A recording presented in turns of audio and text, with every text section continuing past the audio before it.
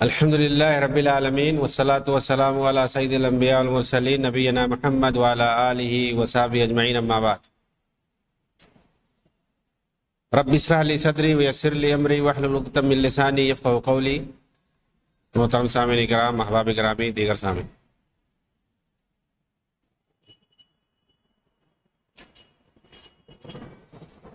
اخوان المسلمون اور روافض کے تعلق سے بات چل رہی ہے کہ ان دونوں کے آپس میں کیسے گہرے تعلقات ہیں اور اخوانیوں نے کس طرح سے شیعہ رافضیوں کو عالم اسلام کے اندر ملایا اور اندر گھسانے کی کوشش کی اور ایک دوسرے کو کیسے آپس میں متعارف کروایا۔ ان میں جمال الدین افغانی، شیخ محمد عبدہ کے ساتھ ساتھ حسن بنہ، عمر تلمسانی، حسن حسیبی کے ساتھ محمد غزالی کا بھی بڑا کردار تھا، سید قطب اور سید مودودی کے علاوہ۔ محمد غزالی نے جماعت التقریب کے بارے میں ایک سوال کا جواب دیتے ہوئے کہا ہے، میں بھی ان لوگوں میں ہوں جو اتحاد بین المسلمین کے لیے محنت کر رہے ہیں۔ قاہرہ میں واقع دارالتقریب کے اندر، دارالتقریب یہ جسے حسن بنہ نے قائم کیا تھا، جہاں سے شیعہ اور سنی کو ملایا جاتا تھا آپس میں۔ کہتے ہیں قاہرہ میں واقع دارالتقریب کے اندر میں نے بھی بڑی محنت کی ہے۔ کون کہہ رہے؟ محمد غزالی، یہ حسن بنہ کے ساتھیوں میں ہے۔ وہیں پر میں نے شیخ محمد تقی قمی اور شیخ محمد جواز سے ملاقات کی، یہ سب ایرانی شیعہ ہیں، اور ان جیسے بہت سارے شیعہ علماء میرے دوست ہیں۔ اس پر بغیر کسی تبصرہ کے میں صرف یہی آیت پڑھوں گا، وَمَن يَتَوَلَّهُم مِّنكُمْ فَإِنَّهُ مِنْهُمْ، جو ان سے دوستی کرے گا انہی میں سے ہوگا۔ بس خلاصہ کلام یہی کہ شیعوں جیسے ان کے عقائد ہیں، اعمال ہیں، بالکل انہی لوگ ہیں۔ کتاب موقف علماء المسلمین کے صفحہ 23 کے اندر مؤلف نے کہا، دکتور عبد الکریم زیدان عراق کے اندر ایک بڑے پائے کے اخوانی ہیں، اپنی کتاب المدخل لدراست الشریعہ الاسلامیہ صفحہ 176 کے اندر لکھتے ہیں، ادلۃ الفقہ فی المذہب الجعفری ہی الکتاب والسنہ والاجماع والعقل۔ مذہب جعفری کے اندر فقہ کے دلائل کتاب و سنت، اجماع اور عقل ہے۔ سوال یہ ہے کہ شیعہ ابو بکر، عمر، عثمان، ابو ہریرہ، عبداللہ بن عمر، ابن عمر، عائشہ صدیقہ رضی اللہ تعالیٰ عنہم اجمعین جیسے بڑے بڑے حدیث کے راویوں کو کافر سمجھتے ہیں اور ان کی روایت کو نہیں مانتے، پھر آخر وہ کیسی سنت اور حدیث کی پیروی کرتے ہیں؟ جو کہتے ہیں، یہ اخوانی بولتے ہیں کہ ان کے یہاں کتاب و سنت یہ جو ہے بہت بڑی دلیل ہے، تو حدیث سنت اور حدیث، تو حدیث کے جو روایت کرنے والے بڑے بڑے صحابہ ہیں ان کو یہ کافر مانتے ہیں، تو کہاں سے حدیث ان کی دلیل بنتی ہے؟ وہ اس قرآن کو محرف اور مبدل مانتے ہیں جو ہمارے پاس ہے، پھر آخر کس کتاب کو سے وہ اپنی دلیل پکڑتے ہیں؟ وہ شروع ہی سے ہمارے اسلام، ہمارے اسلاف کرام سے جنگ کرتے رہے، پھر آخر وہ کس کا اجماع مانتے ہیں؟ پھر کتاب موقف علماء المسلمین کے صفحہ 23-24 میں یہ بھی منقول ہے کہ شیخ جلیل امام محمد ابو زہرہ اپنی کتاب تاریخ المذاہب الاسلامیہ کے صفحہ 214 میں امامت کے مسئلے پر مناقشہ کرتے ہوئے کہا، ہمارے شیعہ بھائی اگر امامت کو اپنا عقیدہ سمجھتے ہیں پھر بھی وہ ہمارے ساتھ ہیں توحید اور رسالت میں، اور میں سمجھتا ہوں ہمارا اس عقیدہ کو نہ ماننے سے ہمارے ایمان میں کوئی کمی نہیں آئے گی اور ہم نہ گنہگار ہوں گے۔ آخر میں ہم یہی کہیں گے کہ جب ہمارے اور ہمارے شیعہ بھائیوں کے درمیان سوائے اسی ایک نظریاتی عقیدے کے اور کسی چیز میں کوئی اختلاف نہیں پایا جاتا، یعنی یہ امامت والا، جو کہ ایک تاریخی نظریاتی اختلاف ہے نہ کہ عملی، ساتھ ہی جن ائمہ کے بارے میں ان کا اعتقاد ہے ان کی عزت اور احترام تو سارے مومنوں کی یہاں مسلم ہے۔ اس لیے میں یہی کہوں گا کہ ایک معمولی اختلاف ہے، اسے کوئی بڑا عقدی اور بنیادی اختلاف نہ سمجھا جائے۔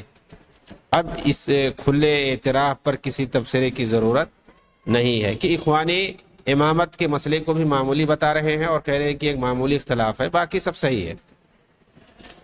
کتاب موقف علماء المسلمین کے صفحہ 25 پر لکھتے ہیں، شیخ حسن ایوب اپنی کتاب تبسیط العقائد الاسلامیہ صفحہ 300 پر کہتے ہیں، شیعہ فرقہ اسلامی فرقوں میں سب سے قدیم ہے، ویسے بھی شیعہ ایک درجے میں نہیں ہے، ان میں کچھ بہت ہی غلو کرنے والے، کچھ معتدل ہیں، کچھ تو ایسے بھی ہیں جو صرف علی کو دیگر صحابہ پر فوقیت دیتے ہیں، لیکن ہم کسی کی نہ تکفیر کرتے ہیں اور نہ ہی کسی کی تفسیر کرتے ہیں۔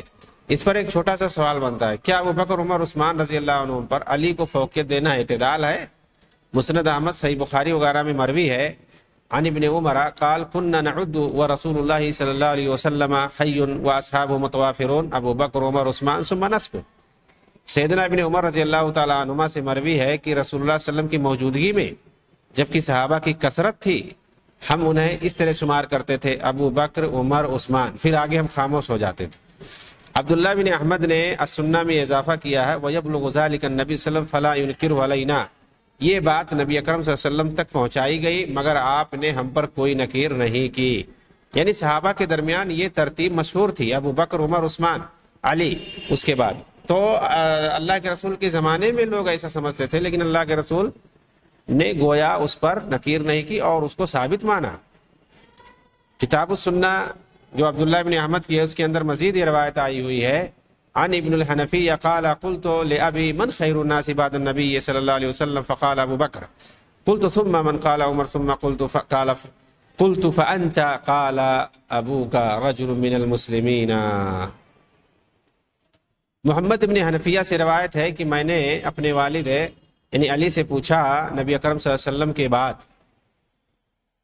لوگوں میں سب سے افضل کون ہے؟ فرمایا ابو بکر۔ میں نے کہا پھر کون؟ کہا عمر۔ پھر میں نے عرض کیا اس کے بعد آپ ہیں؟ فرمایا تمہارا باپ تو مسلمانوں میں سے ایک عام آدمی جیسا ہے۔ نہیں، آپ نے نہیں کہا کہ اس کے بعد میں ہوں، بلکہ کہا یہ تو حضرت علی کا تواضع ہے، ورنہ سارے مسلمان متفق ہیں کہ چوتھے نمبر پر آپ ہی کی فضیلت ہے۔ یقیناً اس شخص سے مراد سیدنا عثمان ہے، جیسا کہ ابن عمر نے مذکورہ روایت میں ذکر کیا، اور روایت مرفوع کے حکم میں ائمہ سلف کا بھی یہی قول ہے، عقیدہ بھی ہے۔ طبرانی طبقات ابن سعد اور علامہ لالکائی نے شرح السنہ میں نزال ابن صبرہ کے واسطے سے عبداللہ ابن مسعود سے روایت نقل کیا کہ جب عثمان رضی اللہ عنہ کو خلیفہ چنا گیا تو عبداللہ ابن مسعود رضی اللہ عنہ نے کہا زندوں میں ہمارے لیے ہی یہی سب سے بہتر تھے اور ہم نے کوئی کمی نہیں کی۔ یعنی حضرت عثمان جو تیسرے نمبر پہ خلیفہ بنائے گئے سب سے بہتر یہی تھے اور ہم نے کوئی کمی نہیں کی، یعنی ان کو خلیفہ بنانے میں ہم نے کوئی کمی نہیں کی۔ علامہ لالکائی نے مزید ایک روایت حماد ابن زید سے نقل کی ہے کہ اگر تم سمجھتے ہو کہ سیدنا علی رضی اللہ عنہ سیدنا عثمان رضی اللہ عنہ سے افضل ہے تو گویا تم یہ بھی سمجھتے ہو کہ رسول اللہ صلی اللہ علیہ وسلم کے صحابہ کرام نے خیانت کی ہے۔ ظاہر سی بات ہے، یعنی علی سے پہلے عثمان کو بنا دیا، اس کا مطلب صحابہ نے خیانت کی ہے، یہ بھی ماننا پڑے گا۔ یحییٰ ابن معین سے مروی ہے کہ میں نے ابو اسامہ کو یہ کہتے ہوئے سنا جو سیدنا علی رضی اللہ عنہ کو سیدنا عثمان رضی اللہ عنہ پر فوقیت دے وہ احمق ہے۔ بشر بن حارث اس معاملے میں بڑے سخت تھے، انہوں نے ابو بکر بن عیاش سے ایک روایت نقل کی کہ ان سے کسی نے ایسے شخص کے بارے میں سوال کیا جو سیدنا علی رضی اللہ عنہ کو سیدنا عثمان رضی اللہ عنہ پر فوقیت دیتا تھا، تو انہوں نے کہا جس نے ایسا کہا ہے اس پر اللہ کی لعنت ہو۔ امام احمد بن حنبل نے کہا جو سیدنا علی کو سیدنا عثمان رضی اللہ عنہ پر فوقیت دیتا ہے وہ اہل شورا اور دیگر صحابہ کرام کو خائن سمجھتا ہے۔ عبداللہ ابن احمد ابن حنبل نے اپنی مسند السنہ میں نقل کیا ہے کہ میں نے اپنے والد سے تفضیل کے بارے میں سوال کیا تو فرمایا پہلے ابو بکر پھر عمر پھر عثمان پھر علی رضی اللہ عنہ۔ اخوانی محمد غزالی سے سوال یہ ہے کہ اپنے امام خمینی کے بارے میں کیا کہیں گے جو اپنی کتاب کشف الاسرار صفحہ 121 ملا باقر مجلسی کی کتابوں کو پڑھنے پر ابھارتے ہوئے کہتا ہے، کیا کہتا ہے؟ کتاب ہائے فارسی راہ کی مرحوم مجلسی برائے مردم فارسی زبان نوشتہ بھی خوانید تا خود را مبتلا بیگ ہم جو رسوائے یختر دان نکینت، یعنی وہ کتابیں جنہیں مرحوم مجلسی نے فارسی زبان میں لکھی ہے انہیں ضرور پڑھو تاکہ ذلت و رسوائی میں نہ پڑھ سکو۔ آگے صفحہ 75 میں لکھا در کافی کی یکے از چہار کتاب معتبر است، ہمارے نزدیک 4 معتبر کتابوں میں الکافی بھی ایک ہے۔ اور یہ بات معلوم ہے کہ ملا مجلسی نے اپنی کتاب میرات العقول اور تذکرۃ الائمہ میں اسی طرح کلینی نے الکافی میں ایسی روایتیں ذکر کی ہیں جن میں قرآن کے محرف ہونے کی صراحت ہے۔ اور یہ کتابیں شیعوں کے یہاں ویسی معتبر ہیں جیسے ہمارے یہاں بخاری اور مسلم۔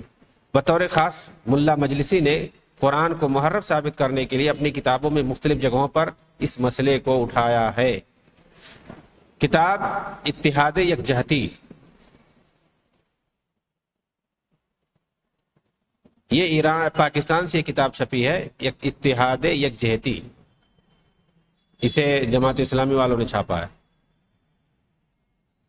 اس کے صفحہ 15 میں اخبار تہران ٹائم 1980 میں خمینی نے صراحت سے کہا ہے، خمینی کی عبارت نقل کیا انہوں نے، ہر نبی کی بعثت دنیا کے اندر عدل و انصاف قائم کرنے کے لیے ہوئی ہے، لیکن اپنے اس مقصد میں کوئی نبی کامیاب نہیں ہو سکا، نعوذ باللہ۔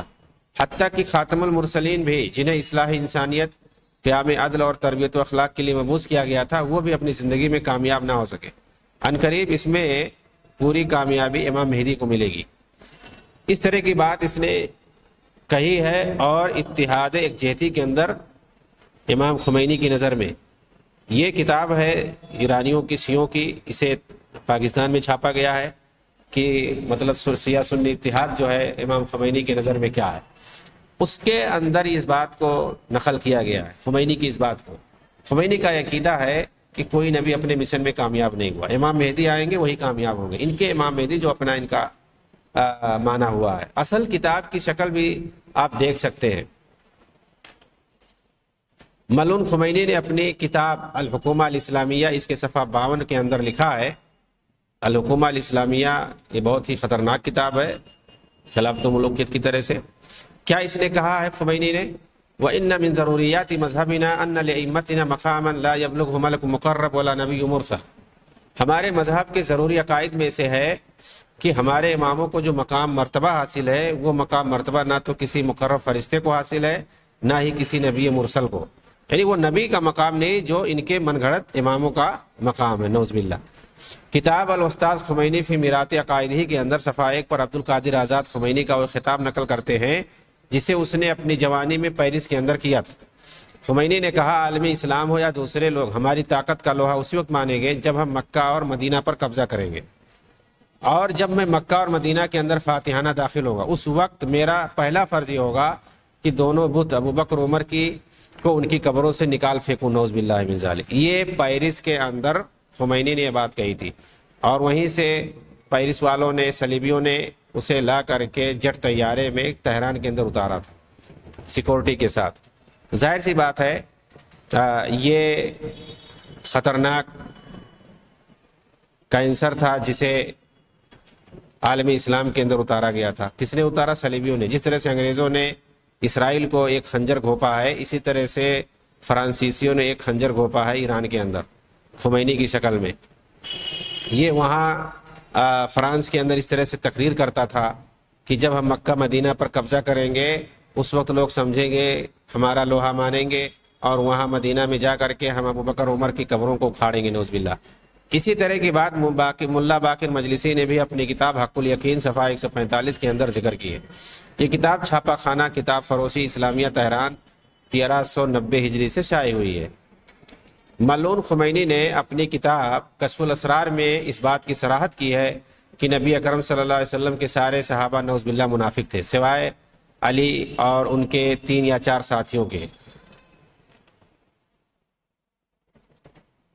اسے محمد منظور نعمانی نے اپنی کتاب الثورہ الایرانیہ کے صفحہ 78 میں نقل کیا ہے، اور انہی کے حوالے سے یہ بات مذکور ہے الشقیقان صفحہ 46 کے اندر۔ الشقیقان بھی یہ بہت ہی اہم کتاب ہے، مطلب 2 بھائی مودودی اور خمینی، تو اس کے اندر تفصیل سے ساری چیزیں لکھی ہوئی ہیں کہ جماعت اسلامی خاص طور سے مودودی اور خمینی کا کیا تعلق تھا آپس میں۔ مردود خمینی نے سیدنا امیر المومنین عمر بن خطاب رضی اللہ عنہ کو کافر اور زندیق کہا ہے۔ اس مردود کی تقریباً سبھی کتابوں میں اس طرح کی کفریات بھری پڑی ہیں، اور مودودی اسی خمینی کے بارے میں کہتے تھے کہ خمینی کا جو انقلاب ہے اس کے ساتھ ہمارا دل دھڑکتا ہے، اللہ اکبر۔ تو یہ مودودی اور اس طرح کے لوگوں نے عالم اسلام کے اندر ان رافضیوں، ان خبیث ملعونوں کو اس طرح سے پھیلایا، پروموٹ کیا کہ وہ لوگ آج اس طرح سے بڑھے ہوئے ہیں اور عالم اسلامی کے اندر تباہی مچائے ہوئے ہیں۔ مردود خمینی کی مذکورہ کتاب کا صفحہ 134 دیکھیں، اس میں میگزین المجاہد سے ایک تصویر لی گئی ہے، اس سے اندازہ ہوتا ہے کہ رافضی ایک بدبخت کی قبر سے کتنی محبت کرتے ہیں۔ یعنی یہ اخوانی اور رافضی اس مردود کو اس کے مرنے کے بعد بھی اس سے اتنی محبت کرتے ہیں اور اس کی باتوں پہ متفق ہیں جتنا اس کی زندگی میں تھے۔ کتاب موقف علماء المسلمین صفحہ 28 کے اندر لکھا ہے کہ کتاب تحدیات امام العروبہ والاسلام صفحہ 208 کے اندر صابر طویمہ کہتے ہیں، حق بات یہی ہے کہ شیعہ اور اہل سنت کے درمیان اصولوں کے اندر کوئی اختلاف نہیں ہے، دونوں توحید پر قائم ہے، اختلاف صرف فروع کے اندر ہے، اور اختلاف اسی طرح سے ہے جس طرح کا اختلاف خود اہل سنت مذاہب کے اندر پایا جاتا ہے۔ چنانچہ یہ سب اصول دین پر متفق ہیں، اسی طرح جس طرح سے قرآن اور سنت مطہرہ کے اندر پیش کیا گیا۔ چنانچہ ان امور پر ایمان لاتے ہیں جن پر ایمان لانا ضروری ہے، اس لیے اہل سنت ہی کی طرح شیعہ بھی اسلام کا ایک مذہب ہے، اور دونوں کا مرجع حقیقی کتاب اللہ سنت رسول ہے۔ اللہ اکبر۔ کتاب موقف علماء المسلمین صفحہ 33 کے اندر مؤلف نے لکھا، اب ہم سیدہ مجاہدہ زینب غزالی کا جواب پیش کرتے ہیں، جسے میگزین العالم لندن شمارہ 85 مارچ 1985 میں شائع کیا گیا۔ سوال یہ تھا کہ مختلف اسلامی مذاہب اور فرقوں میں یہ اختلاف و انتشار کیوں ہے؟ تو محترمہ زینب غزالی نے جواب دیا، یقیناً یہ صہیونی سازش ہے۔ میری نظر میں جعفری، یعنی جو مذہب کا اختلاف ہے، فرقوں کا اختلاف ہے مسلمانوں میں، یہ زینب غزالی نے کہا کہ یہ صہیونی سازش ہے۔ میری نظر میں جعفری اور زیدی شیعہ اہل سنت چاروں مذاہب کی طرح بھی اسلامی مذاہب میں ہیں، لہذا وقت کی ضرورت ہے کہ شیعہ اور اہل سنت کے سارے مفکرین اور دینی رہنما ایک پلیٹ فارم پر جمع ہو جائیں، اور اہل سنت کے چاروں مذاہب، شیعہ مذہب اور ظاہری مذہب، سب ایک ساتھ مل کر گفتگو کریں اور صہیونی سازش کو بیان کریں اور آپس میں سب مل جائیں۔ اس مسئلے میں میرا ذاتی تجربہ ہے۔ چنانچہ سال 52 میں تقریب بین المذاہب کے نام پر ایک اجتماع ہوا، جس کی سرپرستی شیخ محمود شلتوت اور شیخ قمی کر رہے تھے، میں بھی اس میں شریک تھی، اور اس طرح کا مبارک عمل امام شہید حسن بننا بھی کر چکے ہیں، جو ایک چاہتے تھے کہ شیعہ سنی سب ایک ملت بن جائیں، مذہبی اور مسلکی اختلافات سے وحدت میں کوئی فرق نہیں آئے گا، اور اخوان المسلمون شیعوں کے ساتھ اسی لیے مل کر رہنا چاہتے ہیں کہ ہم سب بحیثیت مسلمان ایک ہیں، ہمارا معبود ایک ہے، ہماری کتاب ایک ہے، ہمارا رسول ایک ہے، ہمارے نزدیک حلال حرام کا پیمانہ ایک ہے، ہمارا سیاسی نظام ایک ہے، ہمارا اقتصادی نظام ایک ہے، ہمارا سماجی سسٹم ایک ہے۔ ہم سب چاہتے ہیں کہ دنیا سے ظلم و جور ختم ہو جائے اور شیعہ سنی ایک دل میں سما جائیں۔ یہ زینب غزالی اخوانیہ سید قطب کے ساتھیوں میں سے تھی۔ یہ اس عورت کا بیان ہے جو اپنے گھر میں کبھی شریعت کے حساب سے بیٹھ نہ سکی، اتحاد بین المسلمین کی بات کر رہی ہے زینب غزالی۔ اپنی ان ساری لنترانیوں میں یہ بالکل نہیں بتا رہی ہے کہ آخر رافضیوں کے ساتھ اتحاد کرنے کا ہمارا معیار کیا ہو۔ کیا کتاب و سنت کے رافضی معیار مانیں گے؟ یقیناً نہیں۔ اور جب کتاب و سنت کو معیار نہیں مان سکتے تو کیا یہ اخوانی رافضی کتابوں کو معیار مان کر، ان کے باطل عقائد کو معیار مان کر اتحاد کرائیں گے؟ یعنی یہ اتحاد اس بات پر ہوگا کہ سارے اہل سنت رافضی شیعہ بن جاؤ، اور وقت نے یہ ثابت کر دیا کہ آج تک شیعہ روافض اپنے ایک بھی اصول سے ہٹنے کے لیے تیار نہیں۔ تقارب اور اتحاد سے سمجھتے ہیں کہ سارے سنی شیعہ بن جائیں۔ کتاب موقف علماء المسلمین صفحہ 27 پر مؤلف نے کہا، استاد سمیع عاطف الزین نے ایک کتاب تالیف کی جس کا نام رکھا المسلمون من ہم، مسلمان کون ہے۔ اس کے اندر انہوں نے شیعہ اور اہل سنت کے موضوع پر تفصیلی گفتگو کی۔ اس کتاب کے مقدمہ میں صفحہ 9 پر لکھتے ہیں، قارئین کرام، یہ واضح رہے کہ اس کتاب کے لکھنے کی وجہ ہماری موجودہ صورتحال ہے کہ اس وقت ہم اندھے انتشار کا شکار ہیں، خاص طور پر شیعہ مسلم اور سنی مسلم کا اختلاف۔ یہ علم کا دور ہے، ایسے اختلاف کو تو جہالت کی طرح بھولا دینا چاہیے تھا، لیکن اس کی جڑیں اب بھی مریض دل والوں کے یہاں باقی ہیں، کیونکہ اس جڑ کو مضبوط دراصل اس حاکم طبقے نے کیا ہے جو اس وقت عالمی اسلامی پر حکومت کر رہا ہے، جس کی بنیاد ہی اختلاف و انتشار، مکر و فریب اور استحصالی ذہنیت پر ہے۔ یہ ان طفیلی کیڑوں اور جراثیم کی طرح جینا پسند کرتے ہیں جو دوسروں کے خون پر پلتے ہیں۔ میرے مسلم شیعہ بھائیوں اور سنی بھائیوں، یہاں میں انہی اختلافات کے حقائق سے پردہ ہٹانے کی کوشش کروں گا جن کی بنیاد کبھی بھی کتاب و سنت نہیں رہے ہیں بلکہ کتاب و سنت کا فہم رہا ہے۔ سوال یہ ہے کہ پھر اس حدیث کا کیا مطلب ہوگا اخوانیوں کے نزدیک جس میں رسول اکرم صلی اللہ علیہ وسلم نے فرمایا ہے، ستفترق امتی الی 73 فرقہ کلھا فی النار الا واحدہ، کہ میری امت کے لوگ 73 فرقوں میں بڑھ جائیں گے، سارے کے سارے جہنمیوں میں سوائے ایک فرقے۔ اس کا کیا مطلب ہے ان کے یہاں؟ اگر یہ صہیونی سازش ہے تو اس کا کیا مطلب ہے؟ مزید آپ صلی اللہ علیہ وسلم نے فرمایا لا تزال طائفۃ من امتی منصورین الحق لا یضر من خذل الا ان تقوم، میری امت کا ایک گروہ ہمیشہ حق پر باقی رہے گا، اس کی مخالفت کرنے والے قیامت تک اس کا کوئی نقصان نہیں پہنچا سکیں گے۔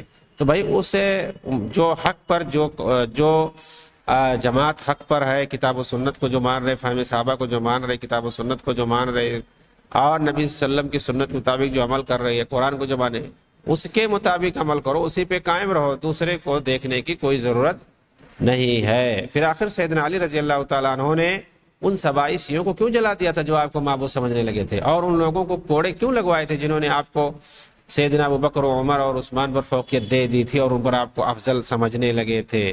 پھر آپ ایسے لوگوں سے علماء سلف کیوں ہمیشہ لڑتے رہے اور اپنی کتابوں میں ان کے شر و فتن سے آگاہ کرتے رہے، بطور خاص امام احمد اور ابن تیمیہ وغیرہ؟ سوال یہ ہے کہ صاحب مقالہ نے آخر مریض دل والوں، انتشار پیدا کرنے والوں، دین کے دشمنوں، طفیلی کیڑوں کی طرح دوسروں کا خون چوسنے والوں سے کسے مراد لیا ہے؟ کیا یہی وہ اسلاف کرام نہیں جنہوں نے ہمیشہ شیعہ رافضیوں کی مخالفت کی اور ان کے شر و فتن سے لوگوں کو آگاہ کیا، جن سے آج ملنے اور ان کے افکار و نظریات کو عالمی اسلامی پر تھوپنے کی کوشش کر رہے ہیں یہ رافضیوں کی اولاد اخوانی؟ ایرانی روافظ اور حسن بنہ کی اخوانی جماعت کے تعلقات کی کہانی بہت پرانی ہے۔ یہ تعلقات اسی وقت سے شروع ہوتے ہیں جب خمینی نے 38 میں مصر کی زیارت کی تھی، 1938، اور قاہرہ میں درب الاحمر کے علاقے میں واقع اخوانی ہیڈ کوارٹر پر اخوانی سربراہوں سے ملاقات کی تھی۔ اس ملاقات کو پردہ راز میں رکھا گیا، یہاں تک کہ اخوانی جماعت سے نکل کر اہم رکن ثروت خرباوی نے اپنی خطرناک کتاب ائمۃ الشر الاخوان والشیعہ امۃ تلع فی الخفا کے اندر اس سے پردہ ہٹایا۔ خرباوی نے لکھا فی تاریخ الاخوان القدیم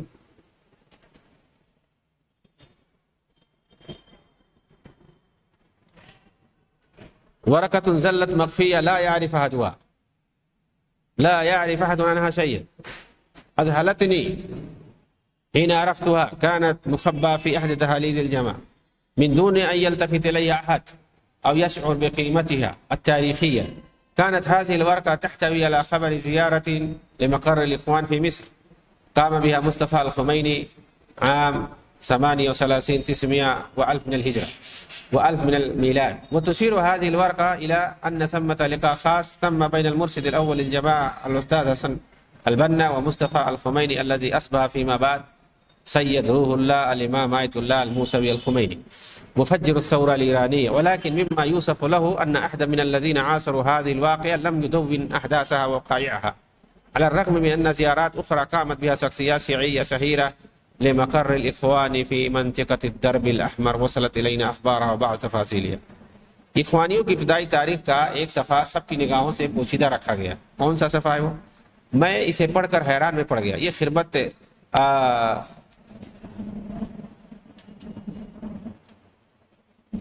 حسن بنہ کے تعلق سے ثروت خرباوی نے یہ پورا واقعہ نقل کیا ہے۔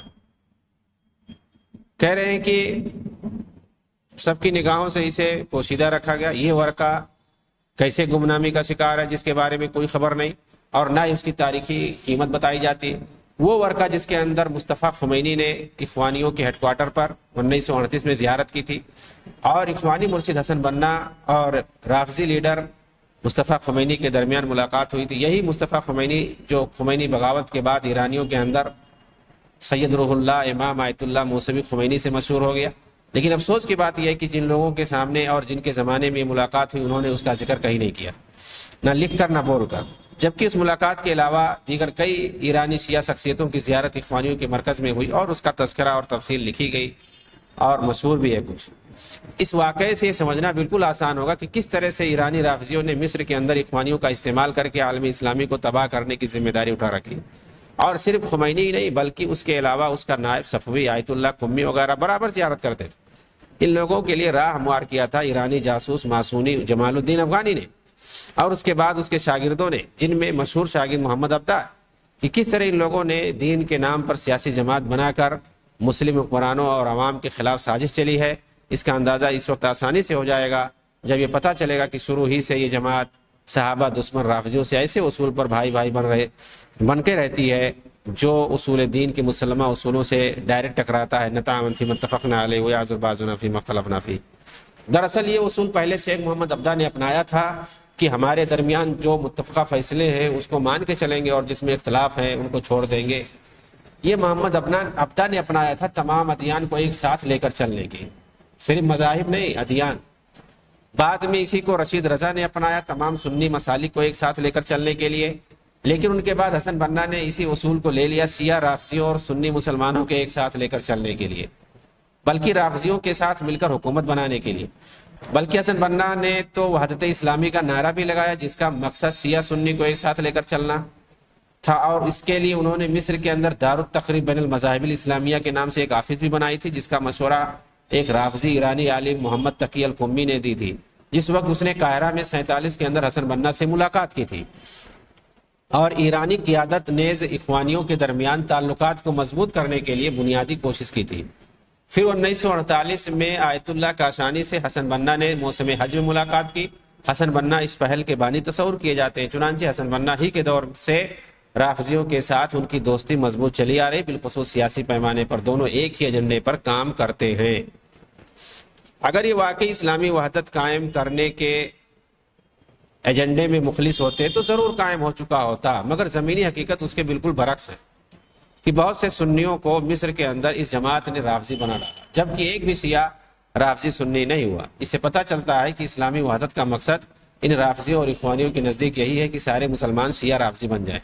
جامع ازہر کے شیخ محمد محمود سلطوت، جنہوں نے حسن بنا کے ساتھ مل کر دار التقریب قائم کی تھی، انہوں نے فتویٰ دیا تھا ان مذہب الجعفری المعروف بمذہب الشیعہ الامامیہ اثنا عشریہ مذہب یجوز التعبد به شرعا کسائر مذاہب اہل سنہ. جعفری مذہب بھی ایک معروف مذہب ہے جس پر اثنا عشری شیعہ عمل کرتے ہیں. دیگر دوسرے سنی مذاہب کی طرح اس پر بھی قائم ہو کر اللہ کی عبادت کی جا سکتی ہے، یعنی کوئی جعفری بھی ہو جائے تو بھی کوئی مسئلہ نہیں ہے شیعوں کے یہاں. یہ فتویٰ مصر اور دوسرے ممالک میں بڑے پیمانے پر پھیلایا گیا کیونکہ جامع ازہر کا فتویٰ تھا. اخوانیوں اور رافضیوں کے ذریعے یہ ثابت کیا گیا کہ اہل سنت کے چاروں معروف تقلیدی مذاہب کی طرح جعفری مذہب بھی ہے، اور یہ بھی ایک دینی مذہب ہے، دنیاوی اور سیاسی اغراض سے خالی ہے. چنانچہ اس فتوے کے مشہور ہونے کے بعد بہت سے عرب سنی مسلمان رافضی ہو گئے، بالخصوص مصر کے اندر. اور محمود شلتوت نے اپنے دور میں مذہب کو جامع ازہر کے اندر نصاب تعلیم میں داخل بھی کر دیا، نعوذ باللہ. یہ بھی معلوم رہے یعنی رافضیوں اور اخوانیوں کے اثر سے، اور یہ انہی سے متاثر تھے محمود سلطوت جو اس وقت شیخ الازہر تھے. یہ بھی معلوم رہے کہ اس واقعے کی ایک دہائی کے بعد جب مدینہ منورہ کے اندر اسلامی یونیورسٹی کی بنیاد رکھی جا رہی تھی، اس وقت بھی اخوانیوں نے بالخصوص سید مودودی نے جامعہ کے ذمہ داروں سے درخواست کی تھی کہ دوسرے سنی مذاہب کی طرح جعفری مذہب کو بھی نصاب تعلیم میں شامل کیا جائے. یعنی ازہر کے اندر اخوانیوں نے شامل کرا دیا جعفری مذہب کو نصاب تعلیم میں، حنفی شافعی اور اسی طرح سے مالکی اور حنبلی کے ساتھ.